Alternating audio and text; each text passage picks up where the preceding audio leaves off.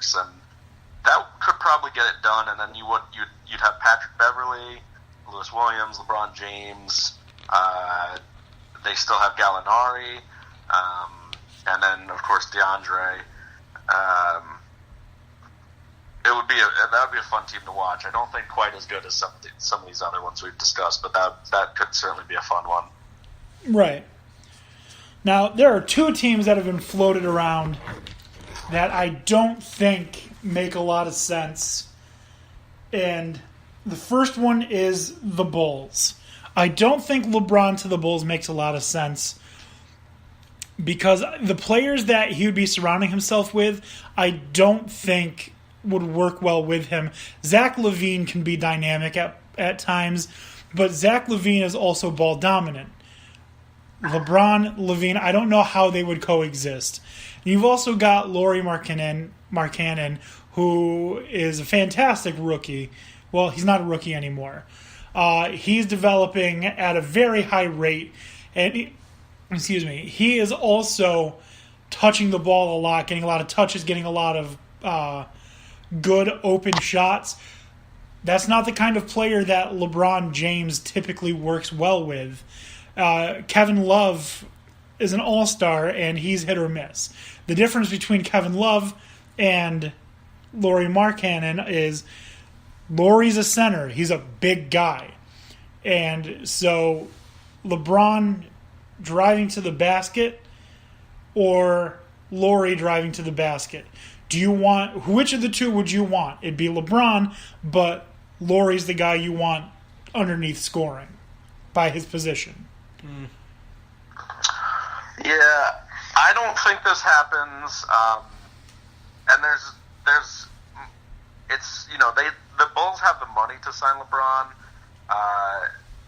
I'm assuming that if they did sign LeBron, they'd let LaVine walk, since he's an RFA. They don't have to worry about his money. Let him chase it. I do like Markkanen. I think that they've got Rolo, they've got Justin Holiday, they've got the number 7 pick.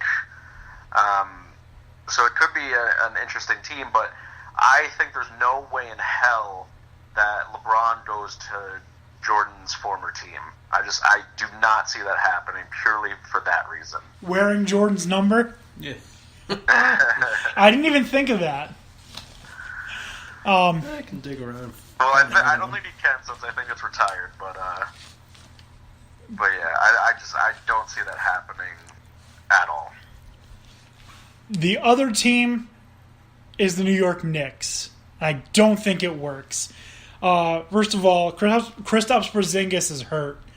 And when he comes back, him not being the guy on the team he's going to regress. He needs to be sure that this team is his, that the team rallies around him. Right? It's not going to happen with LeBron. Not even close. I don't know how LeBron and Cantor are going to coexist. Right. Oh, man. That I don't know, with the disrespect that he's shown Frank Ntilikina, how they're going to coexist. We don't know what's going on with the Knicks. They have a first-time, not a first-time head coach. They have a new head coach. I don't think LeBron makes sense in New York. Yeah, unfortunately, because of Noah, we don't have a ton of cap room, so we can't just sign him. We need to trade. And the only thing I could see happening would be a trade of, like, Hardaway, and then, I don't know, someone like Cantor or Ntilikina or something. But yeah, I don't think LeBron wants to wait for KP to get healthy. So I do not see him coming to the Knicks at all. I don't think it makes sense. Nor do I want him. I'm just going to be honest. I don't want him to be a Knick. That's plain and simple. One other suggestion, completely out of the box. The other team that he makes sense on, the Cleveland Browns. as a tight end. And, of course, we're not going to talk about the Cavaliers because he's already on the Cavaliers. So I don't think we need to justify why he makes sense with Cleveland. In my mental assessing of this, I think there's only about a 5% chance he stays in Cleveland. Okay. All right. So, Dan O'Shea, Dan Beebe, did I miss any cities or teams that you think he would work well in? You did. You didn't have Boston on there? No. Yeah, I was going to say Boston could happen. That is the one I do not want at all. I'm going to be so upset if that happens. They would have to trade for him. They'd probably have to give up. Well, I think it would be kind of hilarious if they traded Kyrie back to Cleveland. That's probably how it'll go down. It would have to be. They'd have to get rid of either Kyrie or Gordon Hayward, I think, because of the amount of money on the cap for both of those players. But yeah, that could be a really dangerous team with LeBron on it. I don't like. Is it too oversaturated though? I mean, as far as talent. No, I don't think it would be oversaturated. I think the big problem would be you don't give up Kyrie Irving, and are you going to piss off your star player by forcing him to play with the person that he demanded a trade from? It doesn't make sense. I get why people think it makes sense. I don't think it makes sense for him to play in Boston simply because of Kyrie Irving. Right, but in this scenario, you trade Kyrie to the Cavs for LeBron in a sign-and trade. I don't think that happens either. I don't think Dan Gilbert's going to be quick to get Kyrie Irving back. Yeah. Not sure if there's any bad blood there, but yeah, I could see an argument for why that wouldn't happen. So, anything else besides Boston that you think I missed? The Magic, the Hawks, anything? He's not going to the Hawks. No way in the world does he go to the Hawks. Utah? What? Sell me on Utah. Why should the Jazz sign LeBron? I mean, they're good enough to be a playoff team. What would you have to give up if you're Utah? Obviously, you still have what's-his-name on his rookie deal. Mitchell. Donovan Mitchell. Would you have to give up Ricky Rubio? Because Ricky Rubio is a pretty important part of that team. Right. You would have to give up Rubio. I don't think you'd have to give up a whole lot besides that, and with Mitchell, pretty much taking over the point guard position anyway, I don't think that's a deal breaker for me if I'm the Jazz, and that could certainly be an interesting landing spot for LeBron. What about Phoenix? Nah.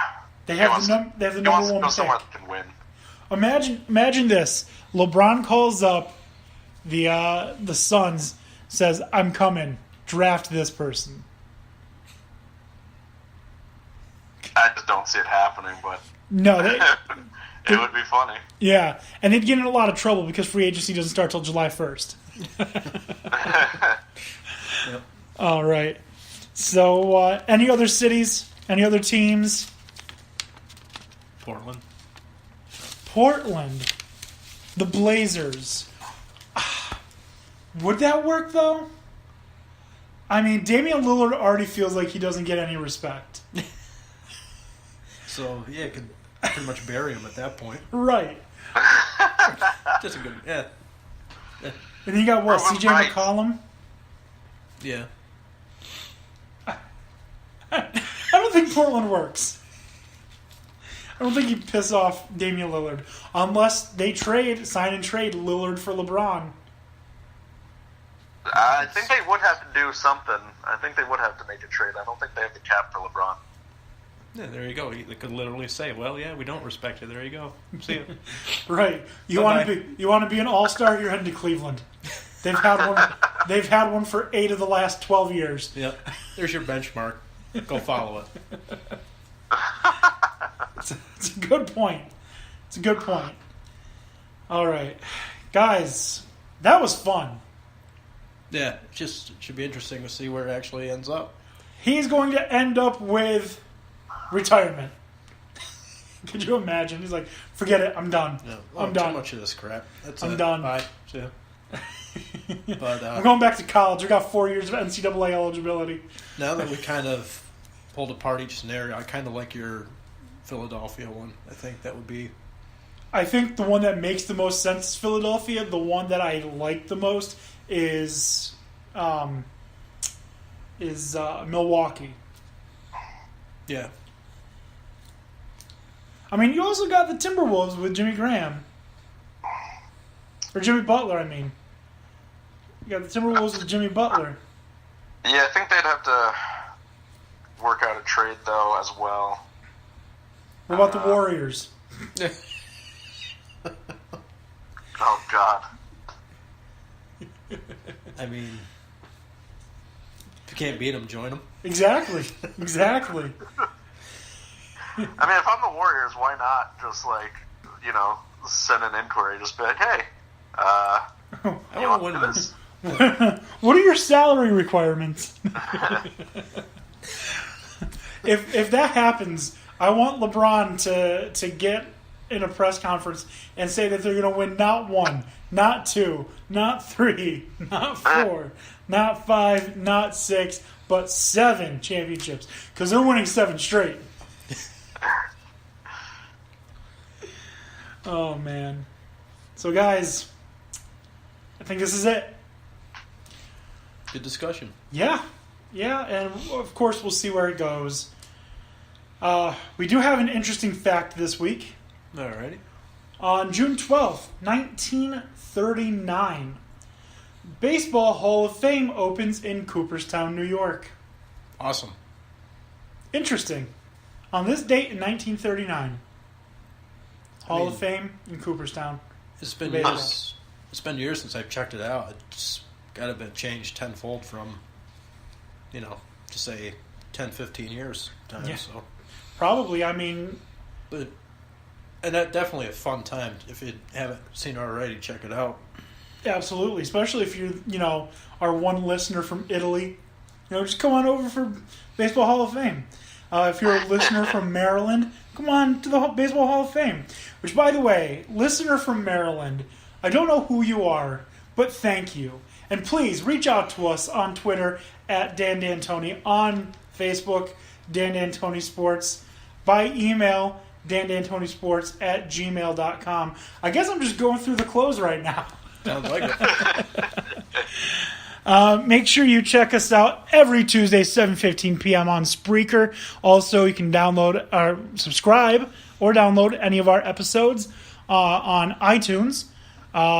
Again, I just gave you Twitter at Dan D'Antoni, Facebook, Dan D'Antoni Sports, email, dandantonisports@gmail.com. So for the 3 Dan band, Dan, Tony, have a good night.